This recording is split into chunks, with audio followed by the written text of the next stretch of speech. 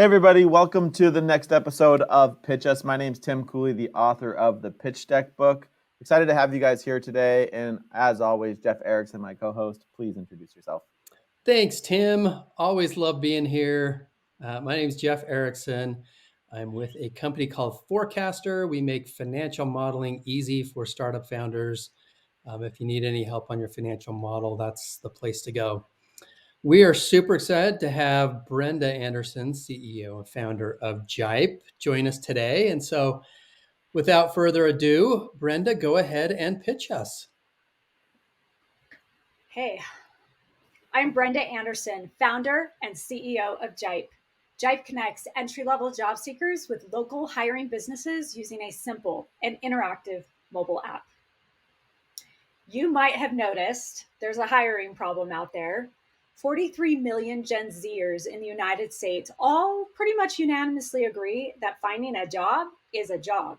Top Google search results reveal that finding a job is frustrating, painful, time-consuming. Finding a job is a full-time job. The tools on the market and the processes in place today are really designed for the skill-based labor market, leaving our entry-level job seeker with limited to no experience extremely frustrated. The processes are really time-consuming and laborious. For example, the average time to fill out a job application is 30 minutes. The average time to hear back from an employer is 10 days. And a recruiter only spends about 6 seconds on a resume. So no wonder the process is so frustrating. And this new generation is not tolerating it. The employers that hire them are feeling that dramatic pain right on their bottom line. Their inability to source candidates through traditional methods is costing them billions in lost opportunity, productivity, and sales. In other words, there isn't a go-to tool on the market that is cutting it for our Gen Z and young job seekers. And how do we know at Jipe? We know because we have talked to hundreds of Gen Zers and businesses and have validated past the point of supposition that this is indeed a real pain point. There isn't a go-to tool for them for looking for a job. This is a real problem, and at Jipe, we're addressing it head on. We are the tool to bring the job seeker, the Gen Z job seeker, and businesses together because we reduce the friction in the job search process. And we're doing that by delivering an array of starter jobs right to their fingertips, giving them a new and easy way to look for a job. We're keeping top of mind their need for an intuitive and easy process as we deliver the best solution to them. And one way that we're doing that is utilizing the familiar match and swipe interface most commonly used in dating apps. Because we mimic that experience, Jipe is naturally intuitive, and it's the revolutionary job search tech they're ready for because it just makes sense. We hear that feedback constantly. The feedback we're getting and the most celebrated features are speed and ease of use. We have taken that 30-minute apply time and slashed it into 10 seconds or less, making us 180 times faster than the competition. We have a 5-star rating in the App Store. We have successfully built a product that removes the pain and makes the process much less intimidating. And even with a user-friendly interface, we maintain high value to our employers by using proven back-end recruiting experiences. What we're doing different for the employer is we're building a community of Gen Z job seeker they cannot access and can't find anywhere else. And as we do that, they will pay money to post their listings on our platform to gain access to those job seekers. Jipe is a marketplace. We are hyper-focused on the Gen Z job seeker ages 22 and under and the businesses that hire them. Our ICP are those that are constantly hiring with really high attrition rates in the food and accommodation, retail, entertainment, healthcare, service, and even the tech industries. We believe the largest opportunity lies here in this segment of the market because it is a niche segment that is not getting any attention. Nobody is addressing Gen Z in a meaningful way, and nobody is targeting these starter jobs the way that we do. This is an extremely important part of the market and extremely lucrative. We are building this marketplace and we are going to own this space. Jipe drives growth by removing that pain from the process. Businesses want more candidates, and we're attracting them with our app. And we're allowing all this activity for free on our app until we reach critical mass.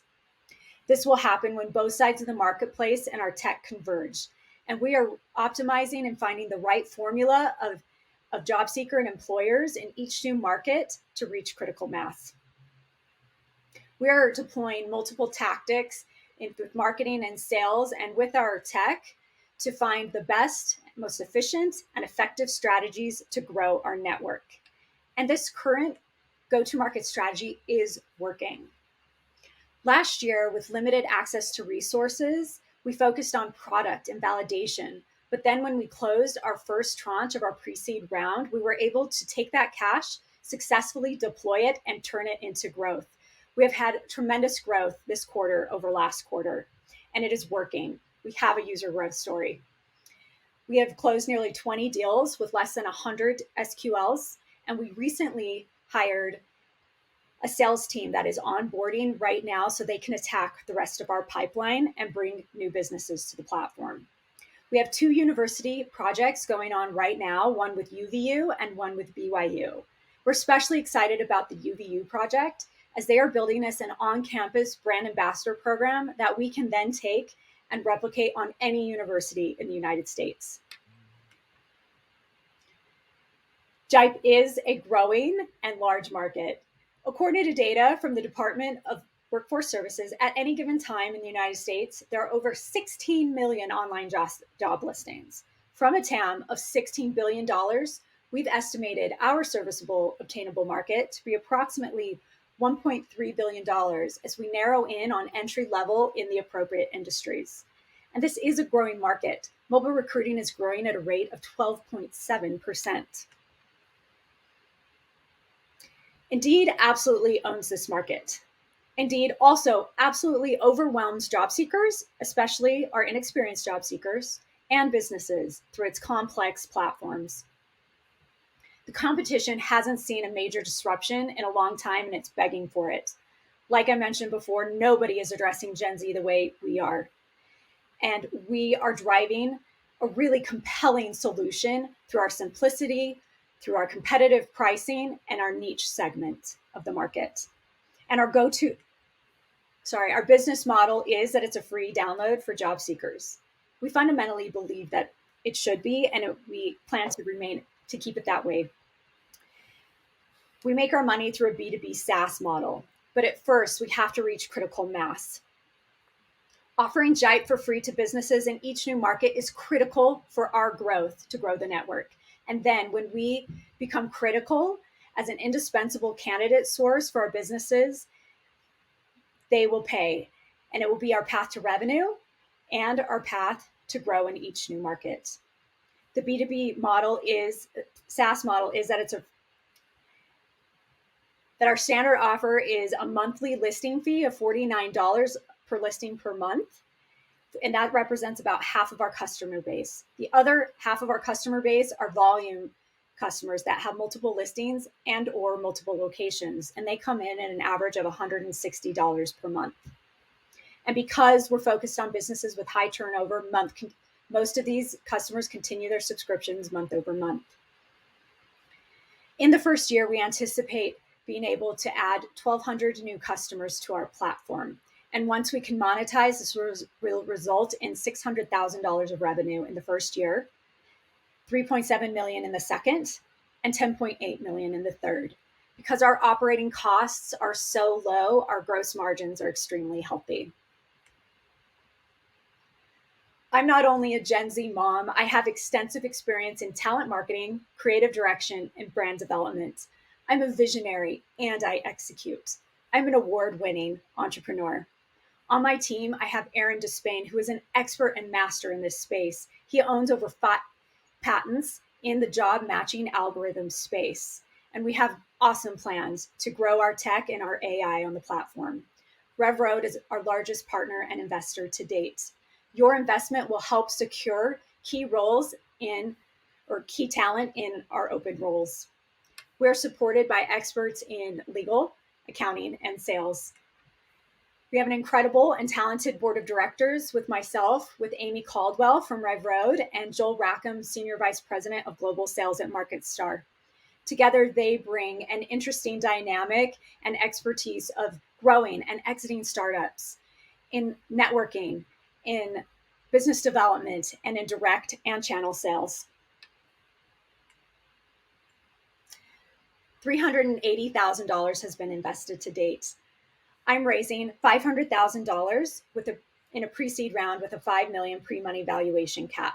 $100,000 of that has been committed to date. This will give us 12 months of runway and position us for a seed round. We plan to exit with an acquisition in 3 to 5 years, and we've already been approached about an acquisition, but we're not ready to sell. I am a scrappy entrepreneur and founder. I have done a lot with this business with very little resources, and your investment, you can be assured, will be used wisely and will be used immediately and turned into growth. The work of validation of our product is already done. We need a network, so let's go build it. Jipe will change how hiring is done forever. I have a completed product. I have customers. I have market potential. It has been validated, and we are right there. With your help, we can get all the way there and fuel this growth. Please join Jipe in our important mission of creating connections that build futures and change lives. Thank you. Great job. Awesome. Great job. Great job, Brenda. Thank you. So, so we always love starting off with things that we love. And I just want to make a comment. So Jeff and I have known Brenda for many years, and we've seen this company go really from ideation stage. And this is how most investments work. We watch the entrepreneur through a period of time. Brenda, I think we've met, maybe 2 or 3 years ago. And so I think that's one thing that entrepreneurs actually don't realize is you can see an entrepreneur grow their company over time, build that MVP, get first client. And then we can also watch the deck evolve over time. And that's what we're seeing here as well.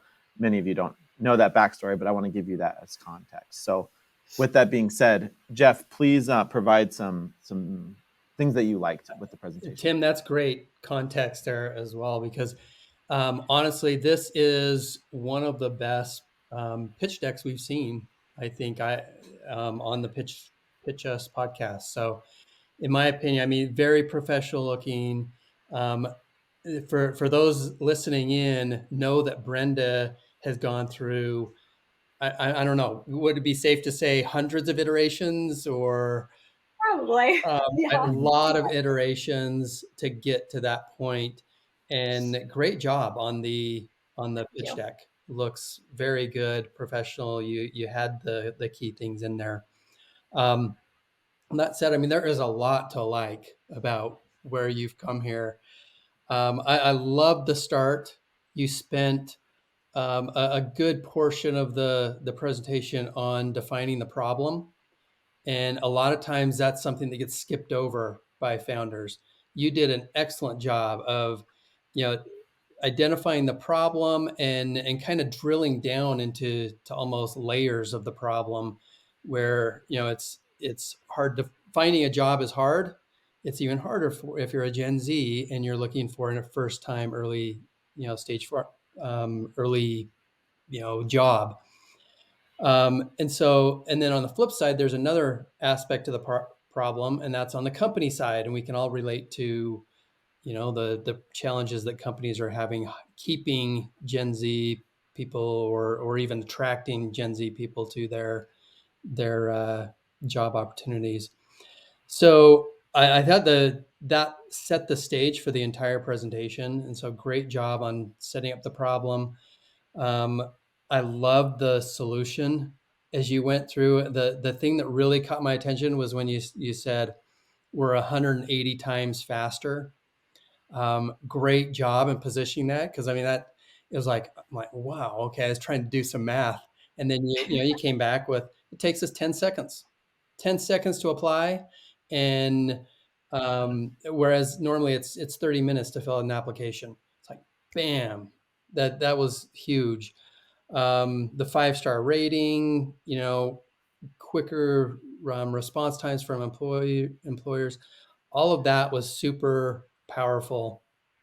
And so, and again, you hit all the things that we needed to know as well. Market size, it's a big market, big opportunity. The competition was actually, I liked how you led into that and basically said, Indeed owns this market.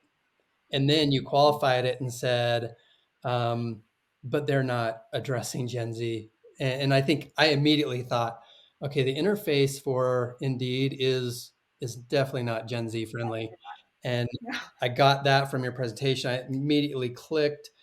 And so I thought that was really well done. And then finally, I thought your ask slide was actually really good as well, just in terms of saying, you've already put in personally $300,000+. And I liked how you phrased that, is that 300 and whatever $1,000 have been invested in this company already. We're raising 500,000. We've already got 100,000 committed. Adds confidence. I thought it was well done. So that whole thing was really well put together, flowed really nicely, and you presented it really well as well. So excellent job. Thank you. Yeah, Jeff went through a lot. I just want to point out a couple of things that he said, but I want to add to them. I really love the way that you brought in Indeed in your competition. I think that what a lot of entrepreneurs don't do is talk about, like, the big elephants in the room, right? So maybe they're building a new chair, but there's millions of chairs, and there's lots of competition in this space. And then, so I think I'll add to this. I think you can group certain things. You did KSL. A lot of investors may not know what that is. So you can group it under local, right? There's lots of local competition. But that's one, these are just kind of little things. The other things, I loved the visuals. I know that's something that you're really good at, and it comes through in building brand. It just was very well designed, and Jeff really brought in a lot of things. I do have some questions, and I think we can get to those. And so with that, Jeff, I'll let you start us off with areas of opportunity. Okay, great. One thing, just Tim mentioned the KSL reference. I think KSL is legit. I mean, big market, big player in that space. And if you're in Utah and you're pitching to companies that are familiar with it, great. Go ahead and keep it. If you're going national and you're talking to a broader audience, Tim's in New York and some of those, you're not. I agree with what Tim said. So know your audience. And I think that's another point that I wanted to bring up was one of the things that you mentioned was we're looking at an exit in 3 to 5 years. And that can be really positive. That can also be really negative, depending on the who you're talking to. So if I'm a venture capital firm and I'm looking at this as my next big bet, that this is going to return my fund, I'm not super excited about hearing that you're going to sell in 3 years. And, and it's like, no, I want to hear that you're going to be the next Indeed. That's what I'm investing in. If I'm a venture capital firm, I want to see that Jipe is going to take over Indeed as the solution. And that's my $10 million exit right there. So keep that in mind, as you're presenting to different folks. If you're talking to angel investors, a lot of times angel investors will see that as a positive thing. If it's a quick liquidity, that's probably okay. But again, you don't know. And so one way you can present this, and Tim might have something to say about this as well, but one way you can kind of address it without saying we're going to sell in 3 years is bringing in opportunities or other examples of companies in the space that have been acquired and what that looks like. And then without saying it, you can say, there's a lot of demand for companies like this. We're in a good spot. If we did ever want to get acquired, it's open to us. And then you can, I don't think it hurts to say that, you've had folks interested in acquisition. That's not our intent. We're excited to grow this, and we think there's a huge opportunity ahead of us. So that's one thing that I'd kind of hit on. Tim, while we're on that subject, anything to add there? Yeah, I think that's a really good point. You never know, and one thing you can do is just keep it in an appendix. If anybody brings it up, you can always pop to that slide. I think more and more what we're learning, and Jeff mentioned this, I would almost leave it out. I think, but have it. That's again because you just never know. Yeah. And those examples are really good, right? Like I don't know anybody who's exited in the space, but let's say ZipRecruiter. They're like, look, they were acquired for X amount in 5 years, right? You could use that as an There you example, go. even though that's probably not a true statement. I just made that up for all those out Yeah, there. but if you have a huge exit on one of the companies that's in your space, it establishes a valuation and the opportunity in the space, and so that's not a bad thing. But I agree with Tim that if you're going to go down that path, maybe leave it in the appendix. Okay, couple other things, then I'll hand things off to Tim here. But the team slide. So team was you and your co-founder. I gathered it was Aaron, your co-founder, and then Rev Road. And I almost wanted to see individuals, and maybe there are individuals at Rev Road who are doing different things for you. So, and I know what Rev Road does, but most of your investors aren't going to know that Rev Road actually is a kind of a studio or a services, um, Venture Studio. a venture services company or whatever the term is. But I think that that's going to having just two people kind of executing. You want to know that the founder and the founding team is capable of building a team to support a big company, and that's what you kind of want to establish. Where you've really just got two co-founders right now, I think you could supplement it with AJ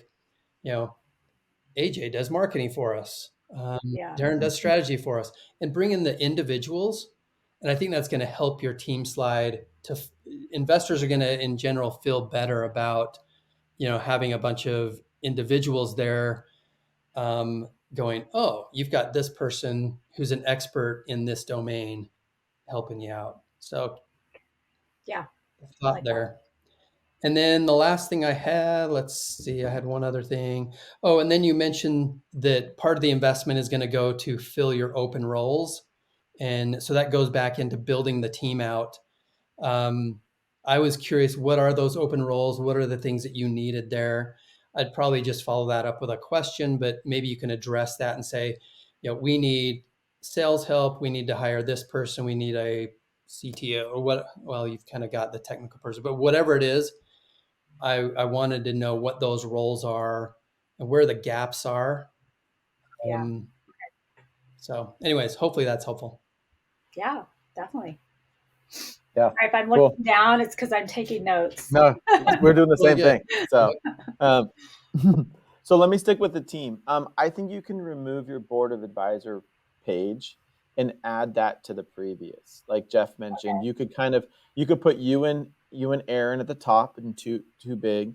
Then you could say you could show those key roles from Rev Road that are being filled by people and the advisors. Because again, though they fill these extra roles that you guys still haven't filled yet. And so if you have someone who's more of like a CRO advisor, right? That would be Joel. Right. But you're going to replace him eventually, right? So you're going to say, and I'm just going to use Jeff.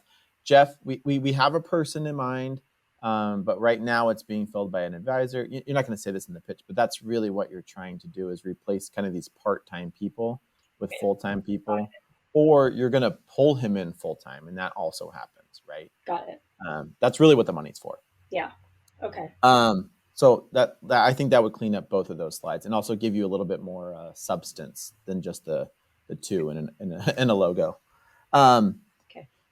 I really loved the bullet points you said, like Jeff mentioned in like the problem statements. I would have loved to see those. So I'm listening to you, and you've got really good graphics, but there's this really beautiful thing of problem and solution, and you mentioned 30 minutes to apply, problem, solution, 10 seconds to apply. Like if I could see and I don't need to see them on the same slide, but when I can see and connect, it's such a quick visual that it solidifies in my brain as well. And I think you have a couple really good points in there that I just want to see those numbers, and then I'm going to reference them later. But I took notes. Okay. One thing that I would recommend is the remove acronyms. You said ICP and some other things, so don't assume people know these things. Just say the whole word. It's just faster that way. It's better that way. This is a really good one that I'm kind of glad you did, but I hope you never do again. People use the word no one, or I call them generalized statements. Yeah. I would be much more specific. So like you mentioned, Indeed is really targeted more towards these enterprise clients, right? And there's not no one. It's just there's just a great opportunity. Yeah. And Indeed doesn't have a swipe functionality. They don't have these things. So I don't know the right word today, but I would try and reduce those generalized statements into these people have problems. Here's our solution. And there's, 22 million of those people that need this solution. I already mentioned the local listing. Some ways you can do this, and this happens a lot with really big applications, is to I call them, you just group it. So you say local, or you could say like, I don't know, daycare, right? You can just group these things into a common underlying thing because they all have very similar issues. When you were talking about traction, I got so excited when you talked about the UVU thing, but it wasn't really presented in a way that was exciting to me. Like it was kind of just like lumped in, like we have all these little points, because there is a full business model in selling things to universities, right? And so I think there might be an opportunity here where you're like, look, we're exploring, we're still exploring, we're pre-seed. There's this direct to consumer business thing, but we also have this other market, which is universities. And here's that price point for each of those. I love that. It was pretty clean. But that university one, it's like they already have, 40, 50, 100,000 people, and it's built into their, Instructure app or whatever it's going to be. I'm not saying that's what it is, but it's a really cool thing that you're pursuing right now, and I wish that had kind of its own spotlight. Sorry. Go ahead.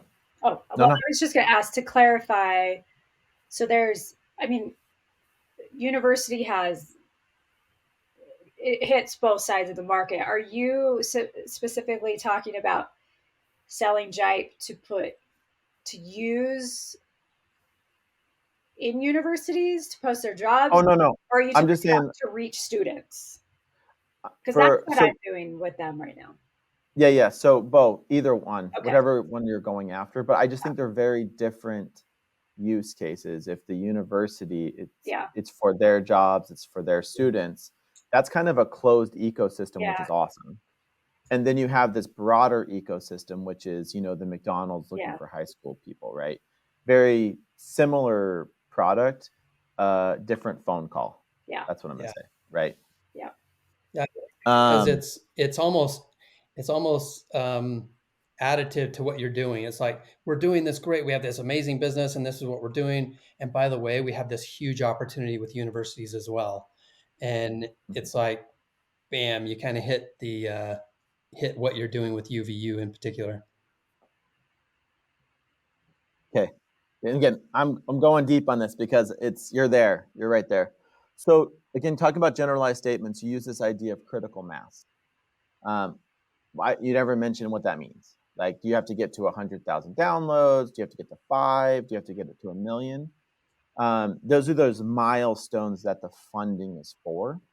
And I wish that was explained a little bit better.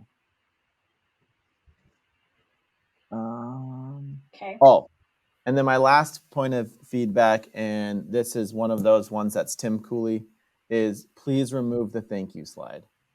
Add all your contact information, put it on the ask. It really leaves that last slide to just sit out there and let it stew in the investor's brain. When you go to a thank you slide, and I've seen a comment today, even on LinkedIn, it just kills that conversation. So pushing people to do this. It's really, really valuable just to leave it on the ask, put your contact information down there. No one will know the difference. Actually, I'll start asking you better questions. Okay, cool. But that's what I got. Any other feedback, Jeff?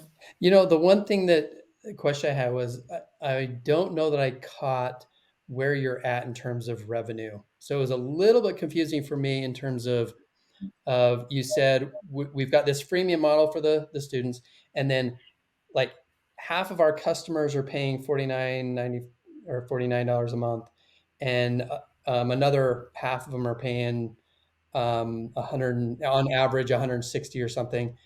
And I wasn't sure how many customers that is right now. Got it. Yeah. If that makes sense.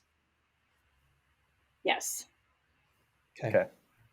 I know you're, and that's one of those things from Milestone's point of view. You could say, look, we're pre-revenue right now.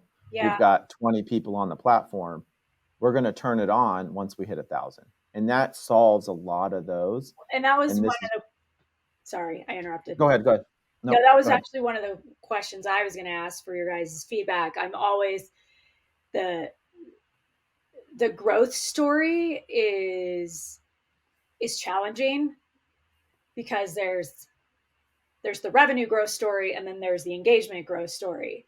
Like, I have a user growth story engagement right now. Mm-hmm. And what I've learned over the last year plus is, like, I have to focus there, and I have to just forego revenue for a time to build this. Then we'll get to revenue. So I essentially am pre-revenue. Mm-hmm. Yep. But the model, the pricing model, and the business model, Jeff, is like, that's what it will be, or based on what I'm seeing, about half are going to be single, the other half are going to be volume, because that's how they sign up, even on the free version. Okay. So and that's where I think it was a little confusing, because I went from thinking that you were pre-revenue to, wait a second, you got 50% of your customers that are paying for this. And they're not necessarily paying yet, but this is the model going forward. And I think, to Tim's point, I'd like to say, once we hit a critical mass of 1,000 users, or 100 companies, or whatever that is, then here's where the pricing model flips over and the revenue model starts to take off. You've got some great traction. So I'm so happy about it. Yeah, you should be. Awesome. You should be. I mean, that's fantastic. And then, but it paints a picture to where, how far away are you from kind of turning that revenue engine on? That's kind of what I'm going to drill into, probably, as an investor. Okay. Especially because you're looking to raise 400K. And if I can say, with 400K, you're only 3 months away. So with about, let's say, $100,000, you're going to hit that. I'm assuming that's in marketing spend, right? And then you're going to hit that. We're going to go be in revenue, and then we're going to go see what's going to happen for the next 9 months or whatever, right? Yeah. And that's a nice thing. My timelines work really well. Even just bar graphs of user growth work really, really perfect for where you're at. It's just that traction element. I like the way you did it, but sometimes those growth charts work really, really well as well.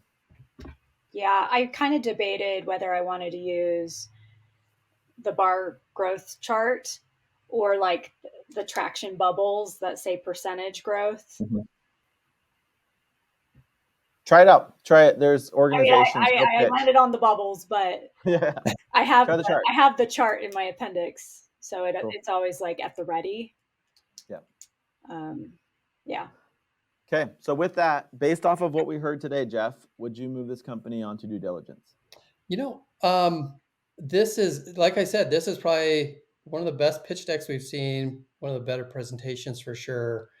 I would definitely dive in and ask more questions. I think I'd move it through and say, yeah, let's take a deeper dive into this.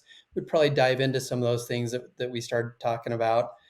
But I mean, it was sufficient for me to say, yeah, I want to learn more. I think this is a good space.